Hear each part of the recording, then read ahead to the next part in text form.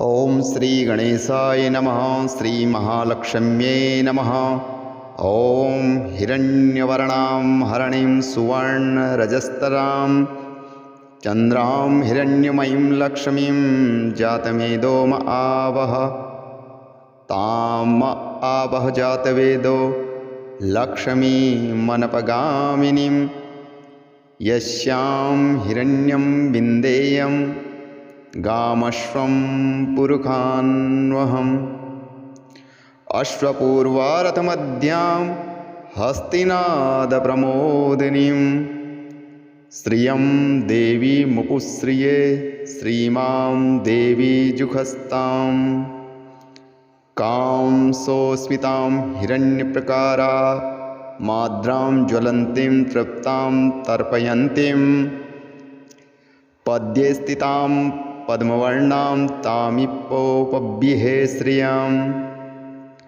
चन्द्राप्रभासां यशसां ज्वलन्तीं श्रियं लोके देवजुष्टमुदारां तां पद्मिनीं शरणं प्रपद्ये अलक्ष्यर्मे नश्यतां त्वां व्रणे। आदित्यवर्णे तपसोऽधिजातो वनस्पतिस्त्वं वृक्षोत बिल्वः तस्य फलानि तपसा नदन्तु या अन्तरायाश्च व्राह अलक्ष्मीः। उपेतुमादेव सकः कीर्तिश्च मणिनान् सह प्रादुर्भूतोऽस्मि रास्तेऽस्मिन् कीर्तिवृद्धिं ददातु मे। क्षुत्पिपासामलां ज्येष्ठा मलक्ष्मीं नाशयाम्यहम् अभूतिं समृद्धिं च सर्वां निर्गुदमे गृहात्। गन्धद्वारां दुरादृष्टां नित्यपुष्टां करीश्वरीं ईश्वरीं सर्वभूतानां तामिपवहो ब्रेहे श्रियं। मनसः कामवाकुति वाचः सत्यमसीमहि पशूनां रूपमन्नस्य मयि श्रीश्रयतां यशः। कर्दमेन प्रजाभूता मयि शम्भवकर्मदं श्रियं वायाश मे कुले मातरं पद्ममालिनीम्।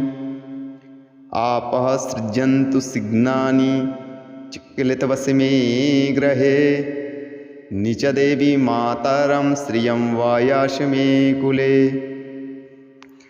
आर्द्रां पुष्पकर्णीं पुष्टिं पिङ्गलां पद्ममालिनीं चन्द्रा हिरण्यमयी लक्ष्मीं जातवेदो म आवह। आर्द्रा यः कर्णीयष्टि सुवर्णां हेममालिनीं सूर्या हिरण्यमयीं लक्ष्मीं जातवेदो म आवह।